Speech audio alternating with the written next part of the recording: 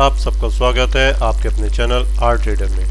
तो गाइस, कल हमने वीडियो के अंदर कुछ स्टॉक्स निकाले थे आज इंट्राडे ट्रेडिंग के लिए, जिसमें रिलायंस था, एनटीपीसी था और कोल इंडिया था। तो पहले देखते हैं कि इन्होंने कैसी परफॉर्मेंस दिखाई है आज।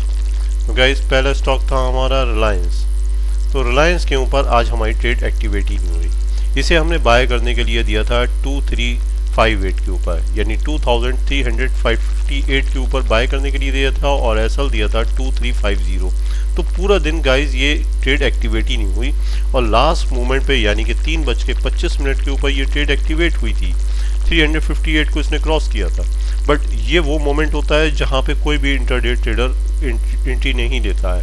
लेकिन हम इसी स्टॉक को कल फिर बाय करने के लिए रिकमेंड करेंगे और ये हमारा स्टॉक रहेगा 2360। कल मैं इसके अंदर फिर से एंट्री बनाऊंगा 2360 के ऊपर और फिर अपना ऐसा लगाऊंगा 2354 के ऊपर। तो गाइस, नेक्स्ट स्टॉक देखते हैं, हमारा था कोल इंडिया। कोल इंडिया के अंदर कैसी परफॉर्मेंस रही ज़रा पहले एक बार निगाह डालते हैं, क्योंकि इसे मैंने कोल इंडिया को इंटरडे ट्रेडिंग और शॉर्ट टर्म ट्रेडिंग दोनों के लिए दिया था। इंटरडे ट्रेडिंग के लिए हमें एंट्री करनी थी 314 पर और एसएल था हमारा 312। इसने एंट्री बनाई 314 पर और फिर ये एंट्री बनाने के बाद 50-60 पैसे ऊपर जाने के बाद फिर नीचे भी आया, लेकिन इसने मेरे 2 रुपये का एसएल को हिट करने की कोशिश नहीं करी। 50 पैसे नीचे आने के बाद फिर इसने एक परफॉर्मेंस दिया ऊपर की तरफ और 4 पॉइंट का एक प्रॉफिट दिया, यानी कि 318 तक गया ये। और इसका तो मैंने दे रखा है 340 का टारगेट शॉर्ट टर्म ट्रेडिंग के अंदर। तो गाइस, जो भी लोग इसके अंदर शॉर्ट टर्म ट्रेड बनाई होगी उन्होंने 314 का बाय करा होगा, 304 का स्टॉप लॉस और 340 का टारगेट दिया है शॉर्ट टर्म ट्रेडिंग के लिए। कल गाइज इस स्टॉक को हम फिर बाय करेंगे 318 पर। इंटरडे के लिए मैं कल फिर इस पे बाय करूंगा 318 पर और एसएल लगाऊंगा 316 का। तो ये रहा मेरा दूसरा स्टॉक कोल इंडिया का कल।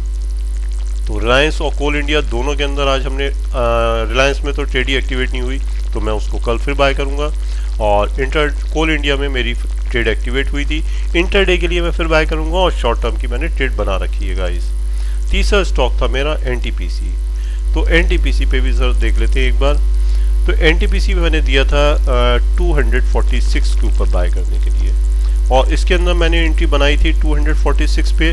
ये गया भी 247 तक, बट फिर उसके बाद में हल्के हल्के नीचे आ गया और अभी भी इसने मेरे एसएल को ट्रेड नहीं करा, यानी कि एग्जिट नहीं हुआ हूँ मैं ट्रेड में से। 20 पैसे के नीचे इसने मुझे क्लोजिंग दे दी, यानी कि 45 रुपये 80 पैसे पे इसने क्लोजिंग दी है। तो देखते हैं गाइस, कल में भी पॉसिबल ये मुझे टारगेट दे देगा और मैं इसके अंदर एंट्री तो बना चुका हूँ। 244 का मेरा एसएल है और 246 की मेरी इसके अंदर एंट्री हुई है। चलिए, ये तो हो गए हमारे कल के स्टॉक्स जिनके अंदर हमारी एंट्री है। जैसे कि रिलायंस में हम कल एंट्री बनाएंगे, एनटीपीसी में एंट्री है हमारी ऑलरेडी चल रही है, कोल इंडिया में मैं फिर से एंट्री बना लूँगा, शॉर्ट टर्म की ट्रेड मेरी अलग है। आईटीसी को और देखता हूँ मैं। आईटीसी आज के लिए मैंने फिर निकाला है, एक बढ़िया स्टॉक है। कल इसके अंदर मेरी एंट्री बन जाएगी 455 के ऊपर। कल इसके अंदर मैं एंट्री लूँगा 455 के ऊपर और 2 पॉइंट का ऐसा लगाऊंगा 453 का। गाइस, नेक्स्ट स्टॉक होगा मेरा बीपीसीएल। इस बीपीसीएल के अंदर मेरी एंट्री बन जाएगी 358 के ऊपर और इसके अंदर भी मैं 3 पॉइंट का ऐसा लगाऊंगा 355 का। अगर गाइज ये आईटीसी और बीपीसीएल मेरे कल परफॉर्मेंस दिखाएंगे तो इनके अंदर मेरी एंट्री हो जाएगी 358 पे और आईटीसी के अंदर हो जाएगी मेरी 455 के ऊपर गाइज। ठीक है, तो मेरे आज हो गए 5 स्टॉक्स। अब हम 5 स्टॉक्स के अंदर ट्रेड करेंगे गाइज। अगर मेरे अच्छे स्टॉक्स लग रहे हो तो प्लीज़ मेरे इन चैनल को सब्सक्राइब किएगा, लाइक किएगा, शेयर किएगा और डेली लाइव मार्केट में हम 9-15 पे आ जाते हैं। अगर आपको मेरे स्टॉक्स की परफॉर्मेंस अच्छी लग रही हो तो प्लीज़ लाइव मार्केट में भी आइए, जहां पे हम इंडेक्स के ऊपर ट्रेड करते हैं। Thank you guys, thank you आप सबका।